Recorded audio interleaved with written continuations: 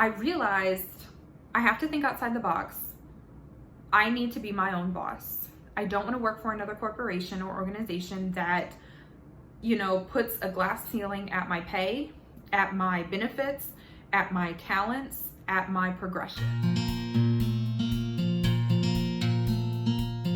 Hi, welcome to my channel. This is actually going to be my first video because I really wanted to kind of kickstart being a signing agent. So my name is Kayla. This is May of 2021. So we're going to backtrack a couple of months to basically show you or let you know my path to becoming a notary signing agent in May of 2021. So let's go ahead and backtrack. In the beginning of March of 2021, I was let go from my position, and it was a salaried position. I was devastated, hurt, sad, all of the above. Felt really defeated, didn't really know where to go from here. And of course, because of COVID, everybody says there's jobs to be had, but because there's so many jobs to be had, there are so many applicants applying for these positions. And because there is, getting your resume to the top or even getting a callback can be very difficult, especially because, as everyone knows, it's not really what you know, it's always who you know. And I was running into the problem of I really didn't know anybody to help me land a position or just to get my foot in the door with having a degree and the background that I have. And so that again, I started to feel extremely defeated. Now let's go ahead and fast forward to, all of April pretty much. I was updating my resume, my cover letter. I was applying to multiple positions a day, upwards of like 15 to 20 positions a day.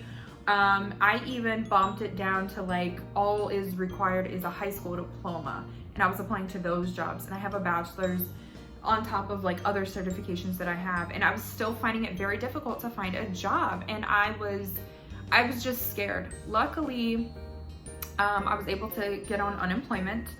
I am not one to be on unemployment. This is my first time ever being on unemployment, but I'm super grateful that I was able to get on it because it allowed me to still maintain my bills and take care of my children. So me applying was in a desperate attempt of, oh my goodness, anybody please hire me, I need to get a job.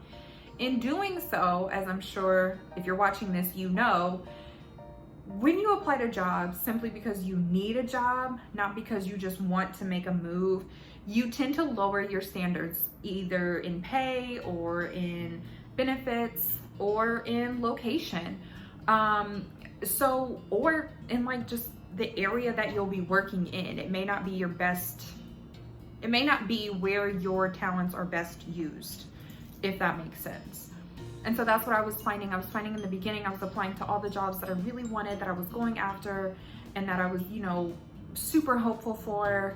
And then after, like towards the end of April, I realized at this point, I was applying for anything. Like, please just anybody hire me. Jobs that I have no experience in. They're only requiring a high school diploma. Please just hire me. And that was kind of my turning point in my journey for becoming a signing agent. I realized I have to think outside the box. I need to be my own boss. I don't want to work for another corporation or organization that, puts a glass ceiling at my pay, at my benefits, at my talents, at my progression.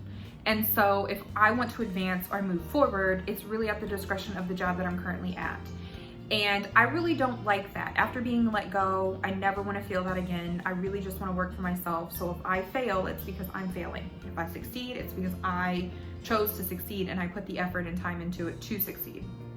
So in doing so, I talked to my stepmom, who is in HR, and she's pretty high up like in her company for HR. And I was like, I just don't know what to do anymore. I don't know where to apply. She was sending me jobs. She was helping me rewrite my resume. And I said, maybe I'll become a realtor.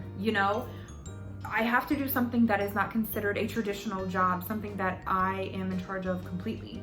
I was like, so maybe I'll just become a realtor. And she said, oh my gosh, that's way too much money. Don't do it. There's so many stipulations. Why don't you just become a signing agent? And I was like, what the heck is a signing agent? And she continued to tell me that her best friend is actually a signing agent for the state of North Carolina. And she told me exactly what it was. They get their notary, They take additional training to become a signing agent. And then they basically just go to people's homes to, you know, notarize documents and ensure that they're signing in the right place and they are who they say they are for simply a refinance or a mortgage or a HELOC or a VA loan. And I was like, what's the catch? Like, that's way too good to be true. She was like, no, seriously. That's all she did. Got her certifications, went on the signing agency websites, put her information in, and she started receiving calls and she started accepting jobs. And so I was like, okay, well, how much does that really pay? Because she's doing it on the side. She's only doing this part-time. How much does this pay? And she was like, oh no, my best friend is bringing in at minimum $4,000 a month. And she only does like 1 to 2 signings a day after she gets off work. Mind was blown. I'm like, no way. Like, after taxes, I wasn't even bringing in $4,000 a month with a salary job. I was like, no way, there's no way. And she was like, no, seriously, they're offering anywhere between $80 to $200 per signing, and her best friend will not leave the house unless the signing is $120 or more. And so I was like, wow, okay. And so she had me hooked. And so that kind of started my process of, let me really dive deep into becoming a signing agent. So I did. And I went on YouTube, watched a couple of channels. I watched Jasmine Ariel. I watched Notary to Notary. I watched Notary Basics. And I was kind of just going on this journey of, okay, is this real? Can I really do this? And so once I determined that this was a real thing and that it's not a scam and that I, you know, can easily make money doing this, I signed up for my courses.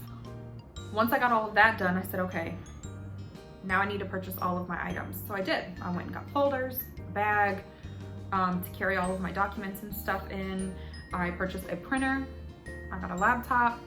I got paper, toners. Like, I went full in. I mean, I literally jumped headfirst into this with, I guess, no remorse, but no guilt, no fear, you know, because when you're down at your lowest point, there's really nowhere to go but up. And I felt like that's where I was. Nowhere to go but up from here. So yeah, and literally, I want to say in 3 weeks from hearing about becoming a signing agent, I became a signing agent myself. And right now, all I'm waiting on is to get my first job. So in my next few videos, I will go over what I plan on keeping in my bag, how long it's gonna take me to get my first signing, and kind of like what the average pay is that I'm seeing right now as being a new signing agent. So I hope you guys enjoyed this video. I know I kind of went on a rant, but I wanted to kind of go over the steps of why I chose to become a signing agent, and really just document my journey for being one.